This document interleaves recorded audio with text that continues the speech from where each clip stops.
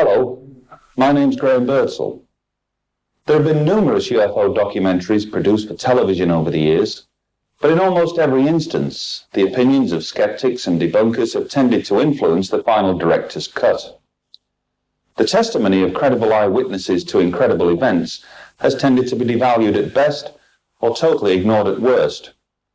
UFO's hard evidence aims to redress the balance by affording witnesses, as well as UFO researchers, the opportunity to state their case in front of our cameras. For want of a better description, UFO's Hard Evidence is the world's first UFO video magazine, bringing you the important interviews and images that really matter.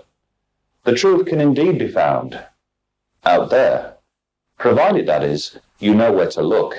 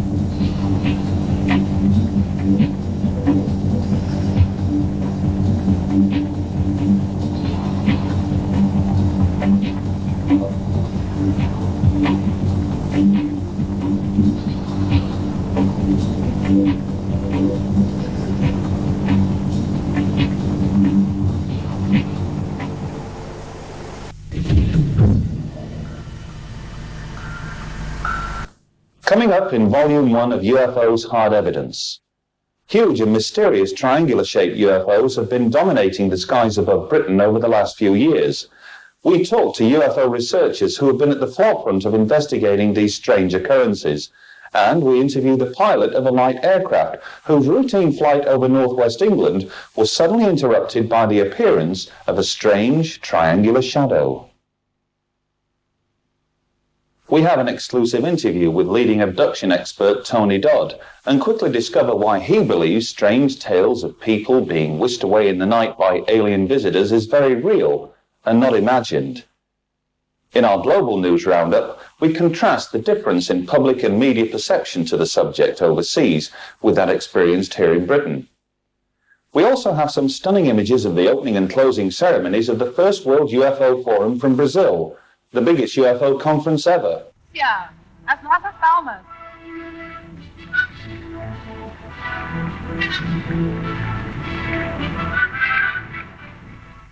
We also take an in-depth look at some extraordinary NASA footage beamed back to Earth from orbiting space shuttles STS-80 and STS-48 and pose the vital question, is this conclusive evidence that Earth is being visited from beyond our planet?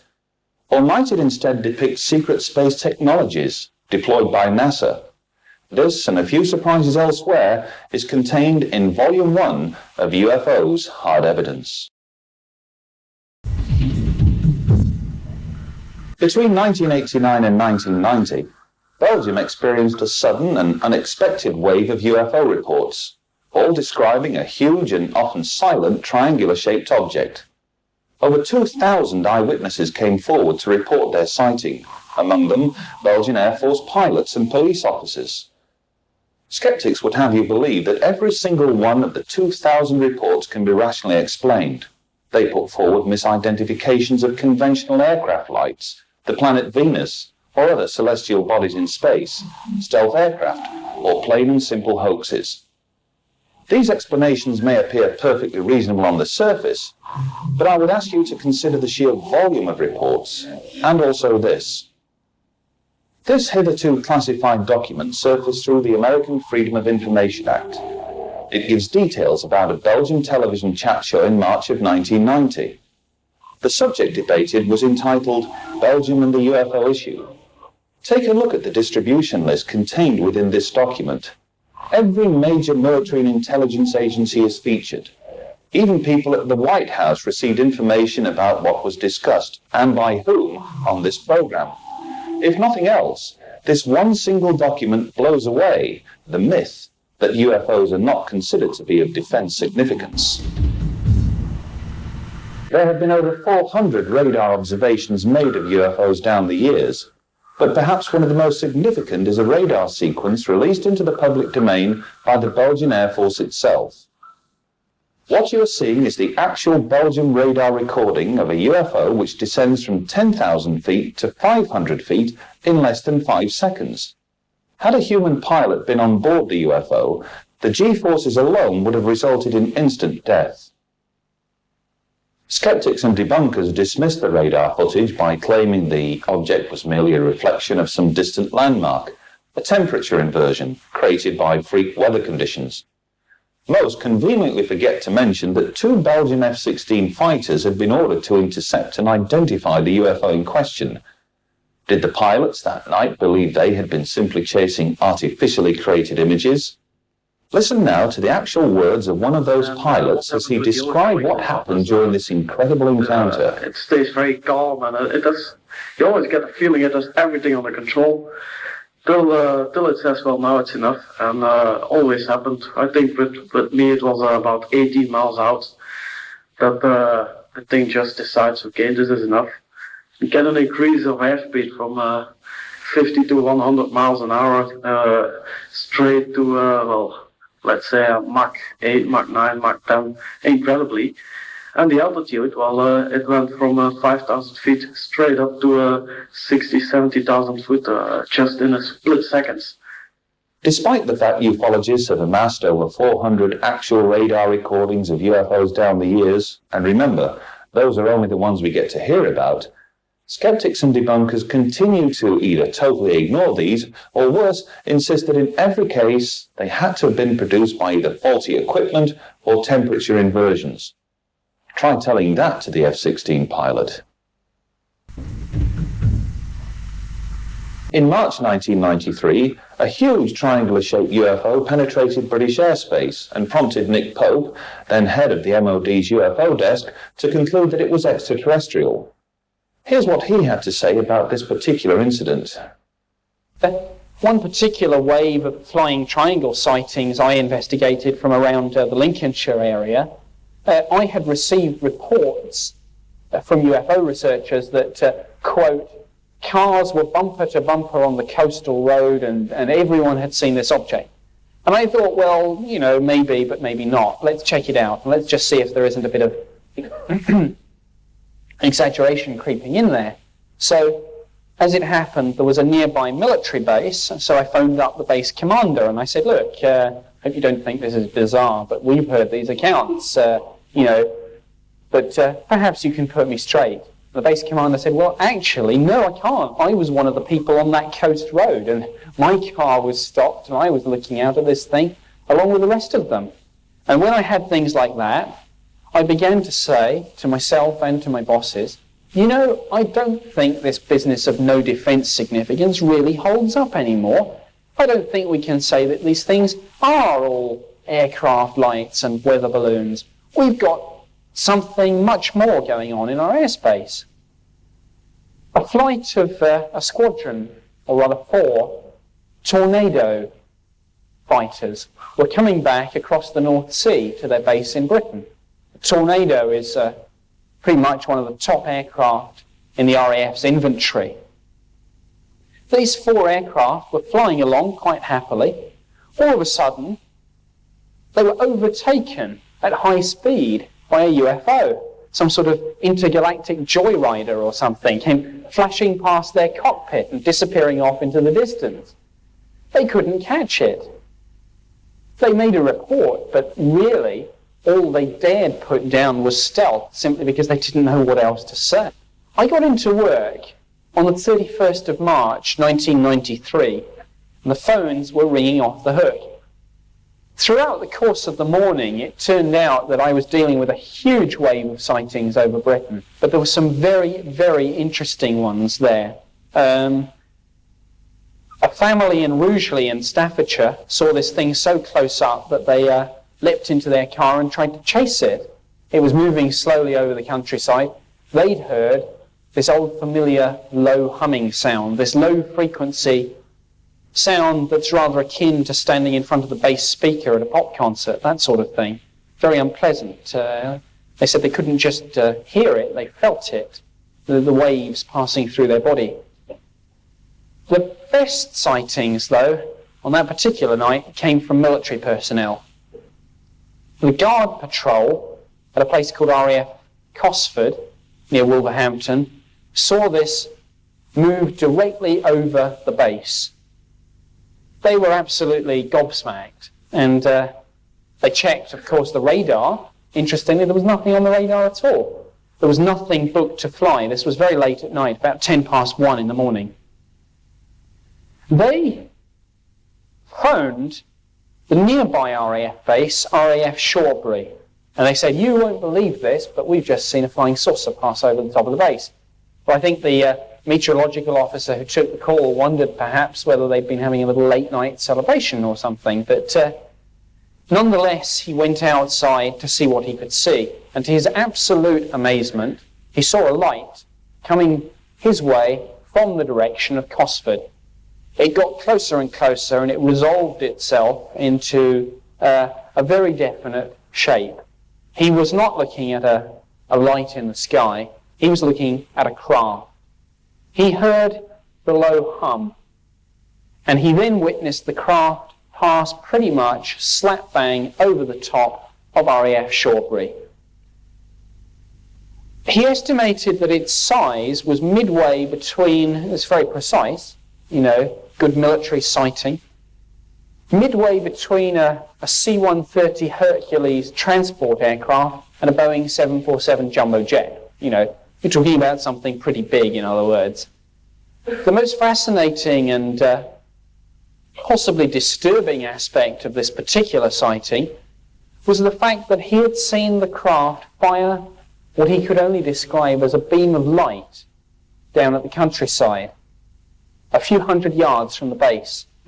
Again, that was something that, again, made me think, well, there's more to this than meets the eye.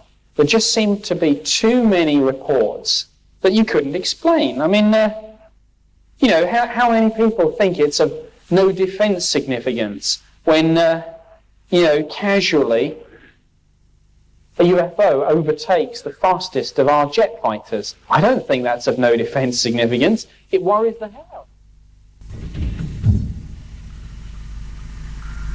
On the 1st of June 1997, light aircraft pilot Malcolm Smith and a friend took off from Barton Airfield near Manchester en route to Carnarvon in North Wales. Weather conditions were ideal at the time.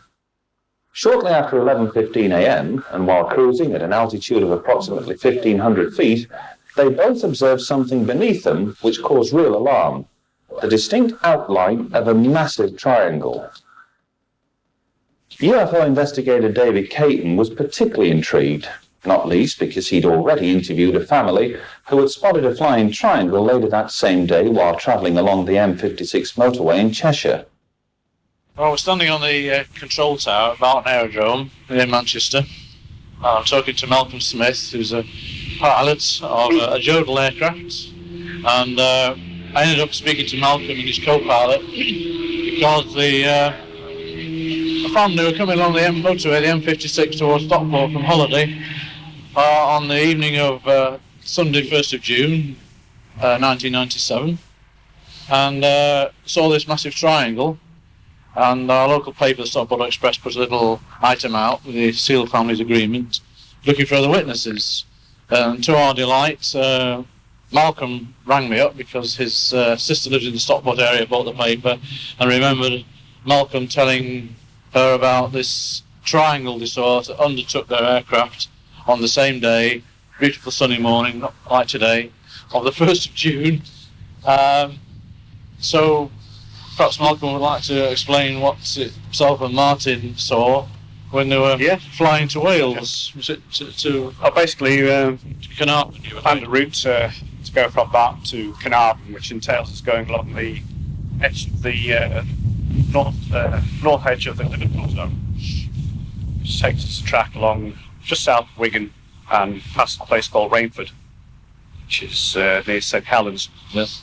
We were cruising at about 1,300 feet, 90 knots approximately, when Martin, who was in the co-pilot seat on the right-hand side, suddenly drew my attention to a very large triangular-shaped shadow that was overtaking our starboard wing, which I saw immediately, and it just appeared to be a very sharply defined triangular-shaped shadow, measuring approximately 150 to 200 foot across the wingspan.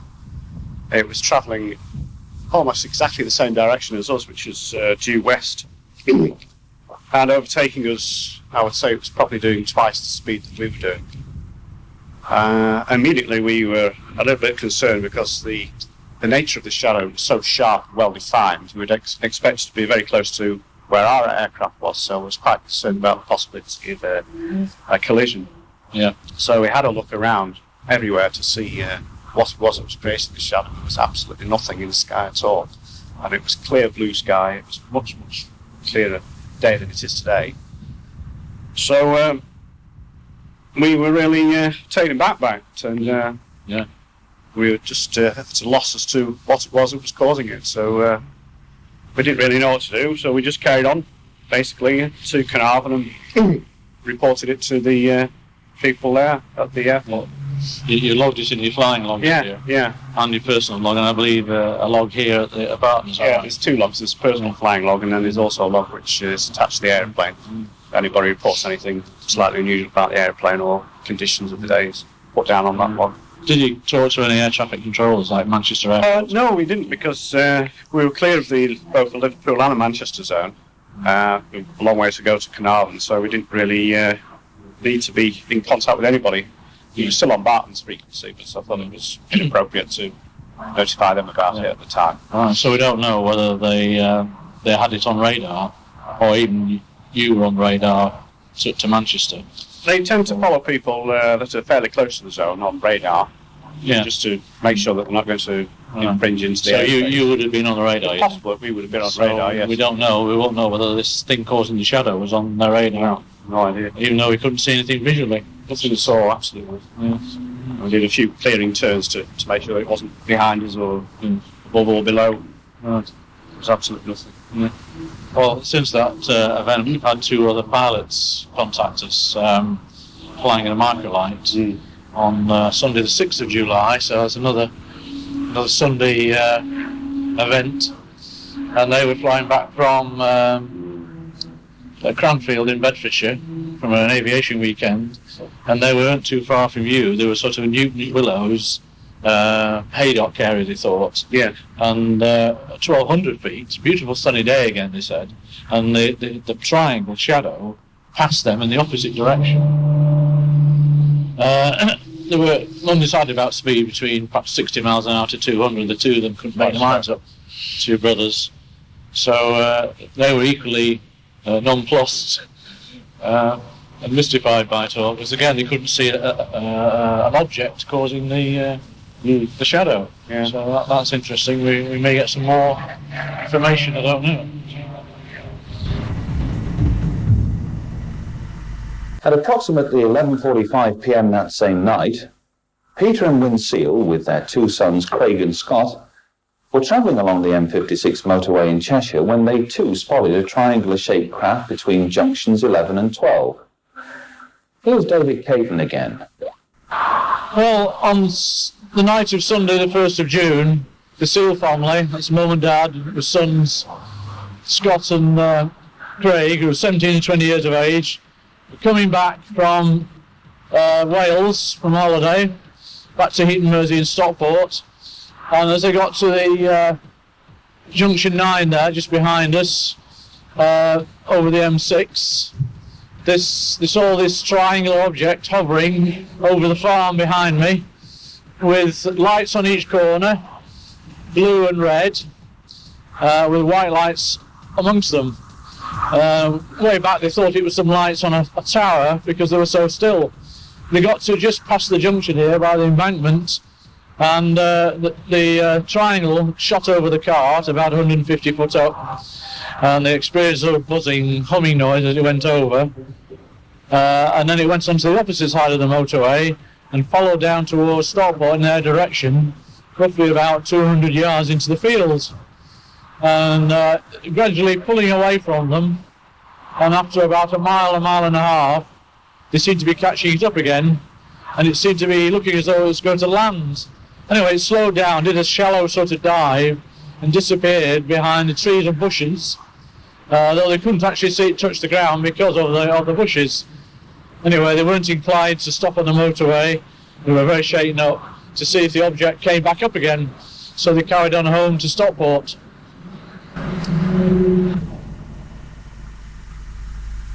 There is no doubt in my mind that some of the so-called flying triangles, especially the smaller sized versions, might well be some form of covert experimental aircraft. Take, for example, the following case. We're here at Littondale in North Yorkshire. This entire region over the years has been synonymous with a great deal of UFO activity. At the river nearby, for instance, a farmer came across a glowing ball of light just a few feet above the surface water. The water underneath was bubbling. Just further across and beyond the river are some unusual stones. It's private land, but the whole area has been a regular scene of activity by SAS soldiers, presumably out on manoeuvres. But on Wednesday, the 14th of January 1998, two witnesses had just arrived home here when they looked at the valley behind me. They saw a red light. What happened next seems to indicate an appearance by the mysterious flying triangle. Initially, I thought perhaps a tornado. In fact, I was very, very convinced it was a tornado. It was soundless, but that, again, didn't surprise me. Vivian then looked up. The aircraft was directly overhead at this time. What did surprise me was the fact that it had green lights down one side, red lights along the other wing. I then looked directly upwards as the aircraft was overhead. There was two green lights on one of the wings on the side, another two red lights on the opposite wing, a small white light somewhere, I would think, between the red and the green lights, and a very, very large white light at the rear. At that point, we could just make out a delta-shaped aircraft. It certainly wasn't a tornado. It was still soundless. And as it moved slightly past our position, we've got the big Hawkswick Moor Fell at the rear. There was a tremendous noise as it gained altitude, and it had to very, very quickly, otherwise it would probably have been straight into the fell. Didn't look like any aircraft that we see regularly flying over these tops. I'm absolutely convinced it was an aircraft. It looked quite similar in configuration to the Mirage, i.e. the delta shape, but we couldn't see a front and we couldn't see a rear. We couldn't see any assembly underneath, but definitely the wings were very, very sharp, which did surprise me. The noise was unusual, but that could have been because it was gaining altitude. What were the features about this particular observation that distinguished it from, say, normal military overflights? Yeah, this particular valley, as I say, is renowned for air exercises. Usually when you see one aircraft like this, it's usually followed very, very quickly by one or two chase aircraft. Being conversant with normal aircraft, it was unusual in the sense that when it went overhead, there was a tremendous noise, a noise that I haven't heard before. And it moved at an angle then possibly 70 degrees to take it over the fell, which did surprise me. The noise was tremendous, but as I say, for 6-7 seconds it was absolutely silent. I couldn't explain or identify the aircraft. What was unusual again was that approximately 60 minutes later, we heard the noise again, and we immediately went outside and we could see the aircraft moving directly west. Now, of course, 20 miles west of here, there have been numerous observations of this so-called mysterious flying triangle. I would say this was definitely a man-made vehicle. I've no doubt about that, but I couldn't identify it, and it was definitely delta shape. And as far as I'm aware, the last real delta-shaped aircraft the RAF flew was the Vulcan bomber. It certainly wasn't that. This was small, manoeuvrable, maybe 35 feet in length, carried a light configuration which I hadn't seen before. And as I say, we see aircraft moving over here at all times of the day and night. Chance sightings of the flying triangles, often by credible and professional observers, has attracted the attention of numerous UFO researchers, keen to discover any clues as to their origin. Is there, for instance, anything to suggest that some of the flying triangles are indeed extraterrestrial? We put that question to leading British UFO investigator and former police officer, Tony Dodd. The thing which distinguishes what I consider to be extraterrestrial vehicles are the enormous triangles, the ones which are as big as football pitches, which once again carry the characteristic either white light on each appendage or red, whatever, and they usually have this red belly light. These things have been reported coming out of the sea. They've been reported hovering over fishing boats up in the Arctic Circle in the Atlantic. They've been reported hovering over motorways. Certainly I've had reports of them over the M5 motorway, the M1, the M6, and we've had occasions where these have been reported in Scotland, of course. And then there was the famous case in Scotland where one of these gigantic triangles was seen to come down and land in a field, and the witnesses actually observed alien creatures coming from them. How did these aliens manifest themselves? Well, they didn't manifest it as such. What happened was they actually saw this craft on the ground, and they were no more than 50 yards away from it, and they had a pair of binoculars with them.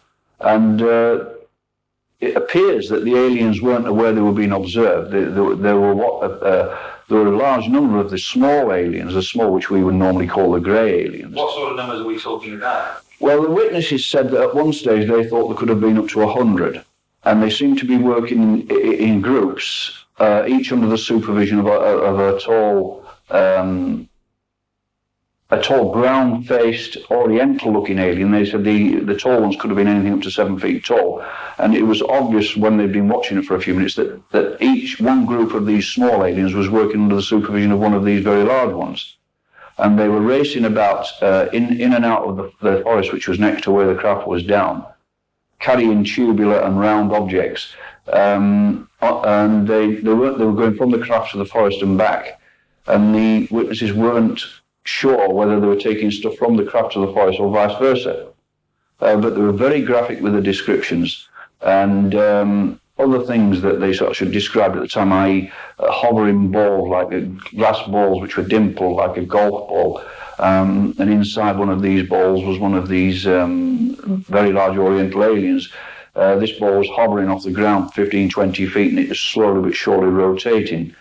Possibly an observer, we don't know. Possibly somebody who was a lookout, if they use that kind of thing, I don't know. But that is what was described as happening. If you're still uncertain as to the origins of the flying triangles, here's something that I'd ask you to consider. If these flying triangles are indeed some form of unconventional stealth-type craft, that would mean there would have to be dozens of covert squadrons operating them, simply to account for the many thousands of worldwide sightings. It's an interesting proposition, and one that the skeptics and debunkers have difficulty accepting. But let's not kid ourselves. The United States Air Force can, of course, keep secrets. This photograph, for instance, of an F-117 stealth aircraft was taken in 1975, a full 15 years before the aircraft was finally unveiled to the public. But has modern technology reached the stage where it can manufacture triangular craft as big as football fields, that can hover silently, craft that can move from horizon to horizon in the blink of an eye, craft that can safely enter and emerge from our oceans? Those are the important questions we must ask. We might not at this present time have all the answers, But we will continue to probe in the right places in an effort to get to the bottom of this mystery once and for all. And when we do have some real answers, you'll find them here in UFOs Hard Evidence. Coming up next on UFOs Hard Evidence, are abductions real? What evidence links them to animal mutilations? An exclusive interview with Tony Dodd. Are you prepared to question the origins of mankind on this planet? Have you ever considered why man's history is just a drop in the ocean? We have 2 classic videotapes which delve into these and many other significant chapters in man's ancient and mysterious past. Best-selling authors Graham Hancock and Robert Bauval combined to bring us monuments to life.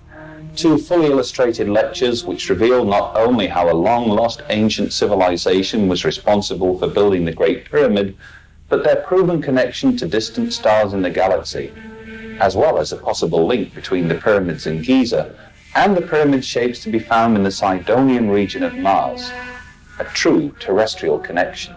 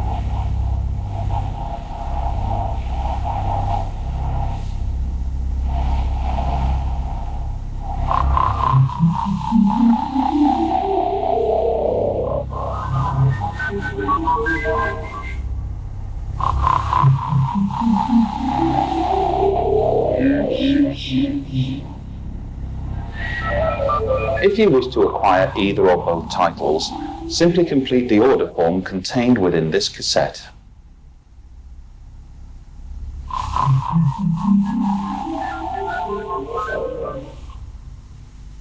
Coming up shortly on UFOs Hard Evidence, are these images captured by space shuttle astronauts evidence of UFOs?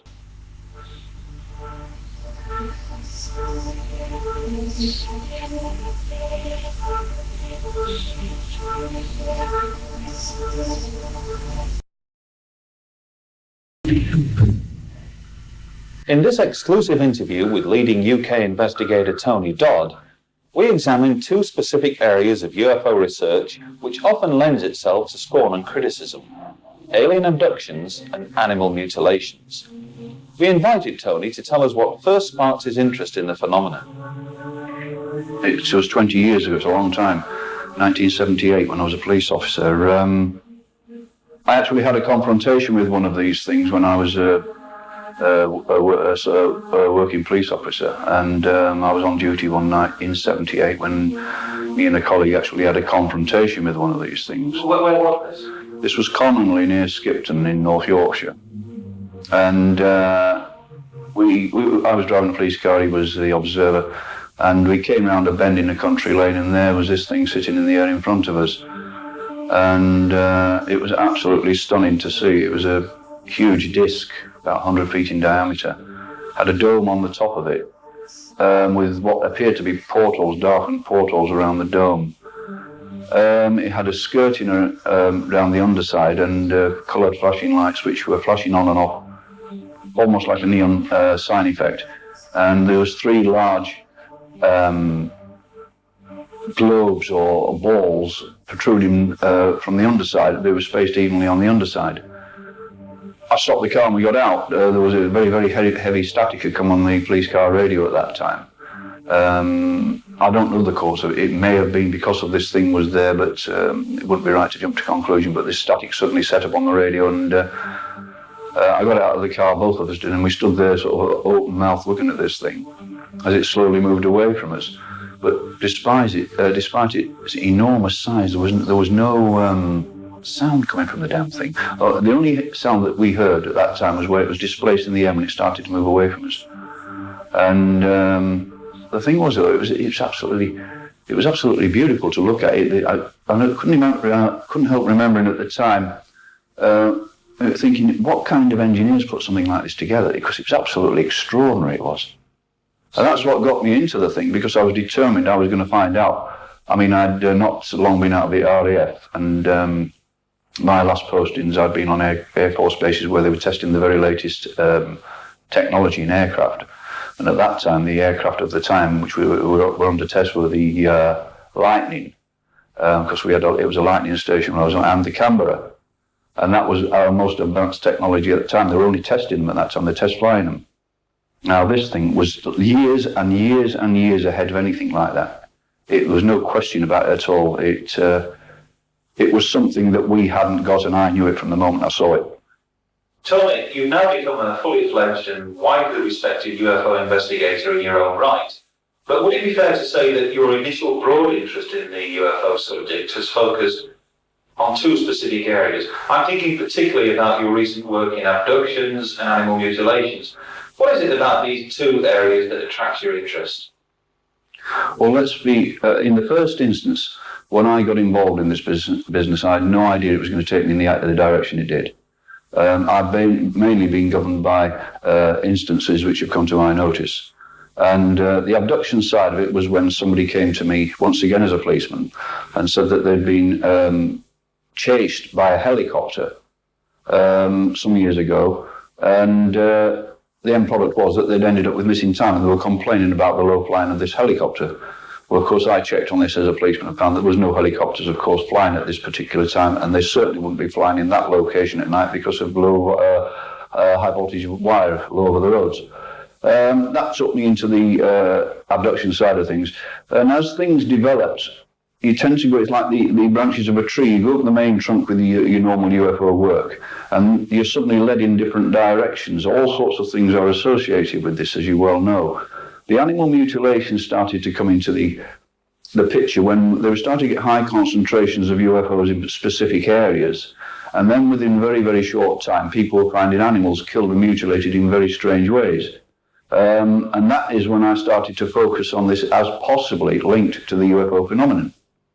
As with the abduction case, the first case I ever dealt with, when this was looked in at great length, it turned out, of course, eventually hypnosis was used to try to recover the missing time of this individual. And we got the classic answers from this person. There's no doubt about it being an abduction involved. And it all went from that particular direction. Now, skeptics and debunkers, of course, would continue to maintain that all such accounts of so-called alien abductions are foolish nonsense. How would you counter these? Well, first of all, it was the skeptics and debunkers that said that the world was flat for 300 years, despite some of the top scientists of the time saying it was round. It's very, very easy for a skeptic or debunker to turn around and say to people who've done years and years of research, this is absolute rubbish. It's very, very easy. This is what they do all the time. And of course, when we say, well, you prove to me that what I'm saying is rubbish, and they will turn around and say, well, it's not for us to prove that you're right. It's not for us to prove that you're wrong. It's for you to prove that you're right. And so we're always going to be faced with this thing. And as much information as you put before these people, they will do their best to put it to pieces. But the facts are the facts. Particularly if we talk about things like alien abductions, where there's such a wide variety of people being involved in this. And I'm talking about highly intelligent people, and a great many who know nothing whatsoever about the subject. We're getting them all over the world, as you well know. People who are very, very backward are not in touch with the media and things like that, and they're telling the same stories. Now, is everybody imagining things? Is everybody making these things up? What are they to gain, particularly these sort of backward countries, by saying things like this? But that is not the point. It's the facts that point to abduction, and there are so many, many facts which are occurring repeatedly, which I'm absolutely convinced they're taking place.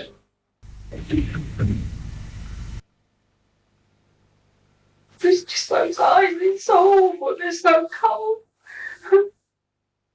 Yes. Nothing's going to hurt you, there's nothing to be frightened of. There is no emotion, there is nothing in those eyes at all. What are the eyes like? Like almond shaped, but they're just like a bug eye. There's no middle, there's nothing like it, and they're just cold. They're all around me now. Yeah. There's about 3 or 4, and they are absolutely determined, no matter how much I protest now for myself, they've got to carry on with some blood on a tool of some sort, but I just don't seem to be able to see where it's coming from. Can you describe the tool? What does it look like?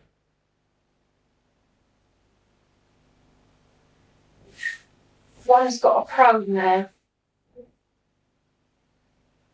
And I know, I understand this time what they're saying, and there seems to be great excitement in the fact that I've had hysterectomy. Goodness only knows why. And that they're all coming together now, and they're so interested in what has happened there, and the whys and the wherefores. And these three seem to have spoken to this one, and it's up to this one to get the probe. And I see this probe.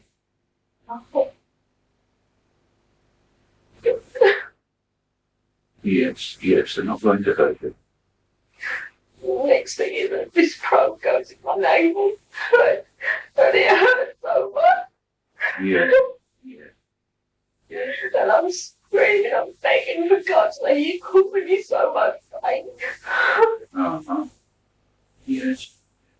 And at this point, I beg them that they don't stop, they just carry on. It's just as if they've got a job to do, and it's as if they don't hear what they don't want to hear, but they carry on. What sort of background do these people have? Once again, a wide background. They come from all sorts of different backgrounds. As I say, you can go from the office worker, the shop worker, to somebody who's a company director, to somebody who works in a high-level position for the Ministry of Defence, people who are actually in the military. You name it, they're all involved. Now, lately you've been investigating and reporting on numerous accounts of strange, some might say bizarre, animal mutilation deaths. When did you first come across these, and where precisely? Well, they're certainly bizarre, that's for sure. Many years ago, I've been monitoring basically, again, UFOs, where we were getting concentrations of UFO reports. We were focusing on the UFOs. And then it seemed to transpire that when these UFOs had been in the area, people started to find these mutilated animals. So I started to look much deeper into this. And then it went from one thing to another. It started off mainly up in the Highlands of Scotland, where they started to find large numbers of seals dead on the beaches, minus their heads being surgically removed. And I spoke to the police up there, I spoke to the veterinaries who did the autopsies on these bodies, and everybody was baffled. On one occasion they found 40 seals dead on a beach, a dry beach. And the vet said every one of the seals had had their head removed in a very precise surgical manner. In fact, every head had been cut off, and the actual knife or whatever instrument was used cut between the same vertebra on every animal. And the thing that was very predominant in all these cases was that there was a total blood loss from the bodies. When I say blood loss, the blood had apparently disappeared from the carcasses. There was never any sign of blood on the ground. Like with the seals, there was no sign of any blood on the beaches. There was no sign of any blood on the ground where the animals had been killed. They had a hole in their head, and it appeared that the blood had been drained out of the bodies through this hole until the carcasses were totally dry of blood. But also the brain and spinal cord was missing from some of these animals through a very, very small hole. And just that fact alone made the vet say, well, how can something do something like this? Now, the interesting thing is that the one common factor with these things is the fact that there was always some form of strange aerial activity being seen taking place in the areas where these things were happening. Obviously, this is what drew me towards it. Now, there was all sorts of things. There was one where 40 pigs were killed in one field overnight. But what I started to look at, we don't just look straight at these things, trying to sort of work out what is behind it. And what we were finding, there were large numbers of animals being found in very concentrated areas, i.e. in a space of 50 feet on one incident. There was several sheep dead, there were foxes dead, there was two dead deer and a dead donkey, all in very, very close proximity to each other. Now, if you look at this closer, you find that these animals would normally not be seen anywhere in the vicinity of each other. They all have their own type of territory. but yet they were all in this very close area, all dead. That then implied that whatever it was that was killing these animals was actually taken from their normal habitat, doing what they do to them, and then placing them all back on the ground in one lump. In other words, they were taking a cross-section of animals, doing these things to them, and then dumping them all in the same place. I think the breakthrough from my point of view came not very long ago, certainly less than 12 months ago, when a chap was driving a vehicle over a very remote moor over near Whitby. In the dead of night, he was on his way back home. He had one of these breakdown trucks. No, it wasn't. He had been delivering scrap metal, and he was on his way back with his vehicle. And suddenly, as he was driving across the moor top, he's confronted with these blinding lights coming towards him on the road. He got so frightened because of this, he thought this vehicle was going to crash into him. He actually pulled off the side of the road to allow it to get past. This thing shot past him, and then when it had gone past, of course, he pulls back onto the road and starts to drive. But he'd only gone 50 or 60 feet further down the road, and he had to stop again because there were all the dead animals lying in the road. On this occasion, there was a dead donkey, there were dead deer, dead sheep, dead foxes, all lying in the middle of the road, and he couldn't get past. He actually had to tie an anchor, a rope from his vehicle onto the donkey and some of the deer, and so on, off to the side of the road to enable him to get past. Now, work it out for yourself. If something like that's happened, how has that vehicle coming the other way passed along that road? And I am totally convinced now that this thing wasn't on the road surface, probably just above the road surface after initially dumping these things and then shooting away. Following on from that some form of predator might be at work here and responsible for these horrendous mutilations. What are we to make of this? I honestly and truly believe, and I've gone into this animal mutilation in great depth, believe me, I honestly believe that there is a predator out there. But I believe... More than one?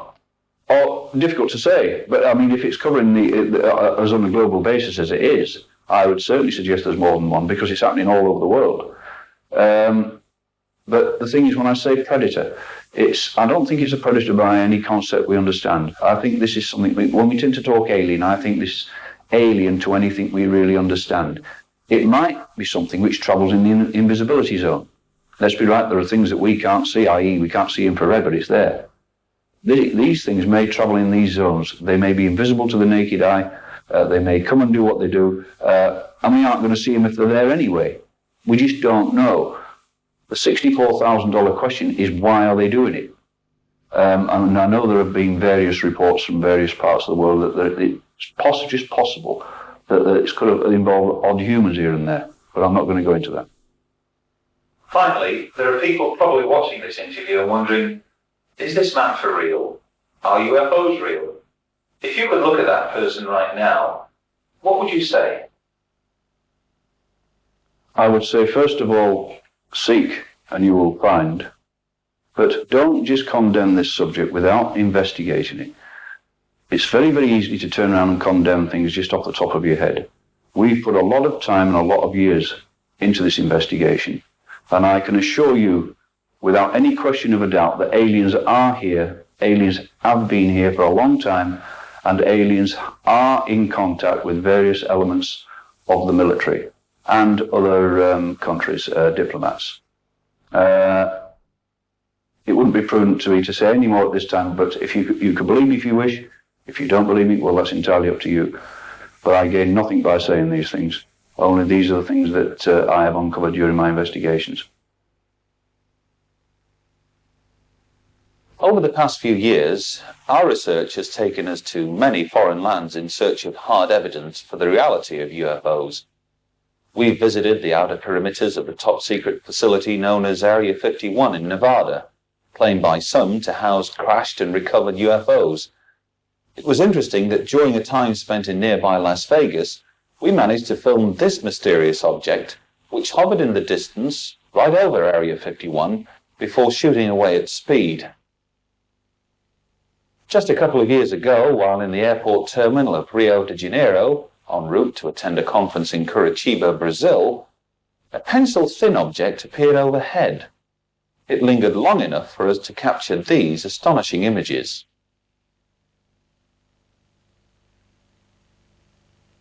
The very next day, while outside the conference venue in Curitiba itself, this unusual object appeared overhead. Was it pure coincidence that such objects should suddenly manifest themselves in front of an invited audience? In December last year, I had the good fortune to attend the first World UFO Forum in the Brazilian capital, Brasilia. The following sequence is taken from the opening ceremony, and perhaps reflects the stature attached to what was by far the biggest and perhaps the most important UFO conference ever staged in the history of the subject. A esperança deste fórum é que a ufologia se transforme num forte instrumento. As you've no doubt already gathered, the importance that some attach to the UFO subject overseas is in stark contrast to the ridicule which is often heaped upon it here in Britain and the United States. Nonetheless, UFO researchers continue to plug away. These researchers are looking for something tangible which can be used as material evidence in the great debate. One of these is photo and video analyst Russell Callahan, who combines his professional work with sifting through alleged UFO images that can often surface from the most surprising of places. On the 15th of September 1991, the Space Shuttle Discovery videotaped several glowing objects that floated along just above the Earth's horizon, before sharply changing direction, apparently in response to a flash on the upper surface of the atmosphere. Watched now as two streaks, some say missiles, passed through the same region of space vacated by the object. While NASA maintains the smaller objects were nothing more than ice crystals, a claim dismissed by Dr. Jack Kasher, PhD, another segment of footage picked out by Russell Callahan might yet prove to be more significant. Jack Kasher, PhD, was intrigued. He wanted to back NASA's claims that ice crystals affected by the rockets and the boosters on the space shuttle were what we were seeing on this particular videotape. He was astonished to find that on 5 separate occasions, not only could he prove that it wasn't ice crystals, but what we're looking at are intelligently controlled craft, leaving and entering the Earth's atmosphere. Those are Dr. Kasher's own claims. And the concentration has been on the streaks across the sky and the flashes. The flashes could well be the booster rockets of the shuttle manoeuvring it in space. But further on, there's another piece of footage which is more interesting to myself, that could actually show something that's not supposed to exist. What we're looking at here is an HL20. It's a prototype, it's an artist's drawing, it's an impression. It's never been built, so we're led to believe. The concept is for a 10-man shuttle, or a small amount of payload, something that could be launched into space cheaply to feed our impression of Space Station Freedom. It could be a support vessel. Well, take a look at these 3 images. 3 frames from the STS-48 footage. A distant object filmed from what is basically a security type camera, a small black and white camera, not made for TV images, not made for production use, just so that the astronauts on board the shuttle can actually see what's going on inside the payload bay. Well, the payload bay is empty at this point. In 3 frames, we've seen a triangular-shaped object coming towards the shuttle. The camera actually follows it, and the lighted area at the top is actually the atmosphere of the Earth as the arm with the camera on pans and tilts to follow this object. Now we can see clearly a delta-shaped wing and a tail. Don't forget, this is still probably several thousand feet away from the space shuttle.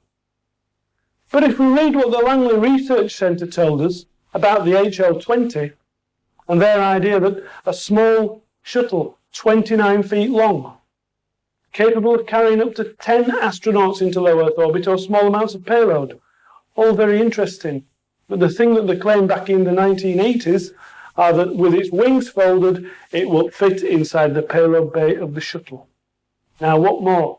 An empty shuttle bay, a camera. Are we watching the HL20 or a prototype of the HL20 coming into the shuttle? Who knows? But these questions have never been answered by NASA or by anyone else. STS-80 is much more recent than STS-48. STS-80 was at the end of 1996. What you're about to see are remarkable images, filmed from the space shuttle and filmed from a remote camera. Not a camera like the one we're using to record this program, but a camera that's made just to see in the back door of the shuttle. It's not made for high-resolution pictures, but watch what happens.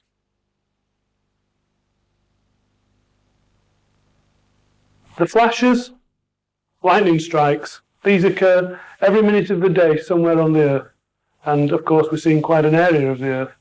Plenty lightning strikes, thunderstorms, basically just weather activity.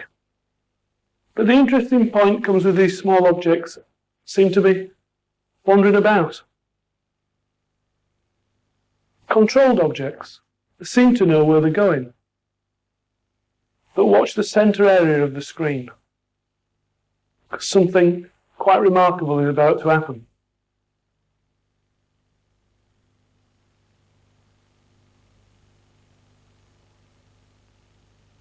Not only is something remarkable happening, we see an enormous object come through the clouds. If there were people on the shuttle or people monitoring these cameras at ground control, you would think that somebody would say, "Hey, what's going on up there?" Well, watch. In the bottom right-hand corner of the screen, 3 objects forming a triangular shape. You think if somebody was watching and they had the facility to zoom with the camera, then they'd get closer. Let's have a proper look. And indeed, that's just what they do. The footage you've just seen was sent to us by the San Francisco UFO Museum. Remarkable as it is, it's been offered to news companies, documentary makers, broadcasters alike. It's yet to be seen on British television. Why? Perhaps the best visual images of UFOs to surface in recent years has been those taken over Mexico.